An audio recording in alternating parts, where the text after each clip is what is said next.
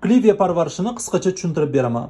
Kliviya yorug' lekin ustiga quyosh tushmaydigan joyda turishi kerak. Asosan kuchli quyosh barglarni, gullarni juda ham tez kuydiradi. Lekin gullashi uchun albatta yorug'lik ko'p joyga qo'yili. Kliviya mo'tadil issiqroq haroratni yaxshi ko'radi, lekin qishda salqinroq, sovuqroq haroratda turishi kerak. Shunda bahorda 100% gullaydi. Faqat kliviya juda ham issiq dim xonalarni yoqtirmaydi.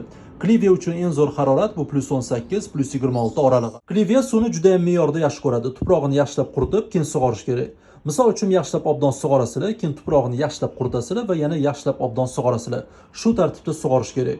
Kliviya ko'p suvdan ko'ra chanqatib sug'orishga yaxshi chidaydi.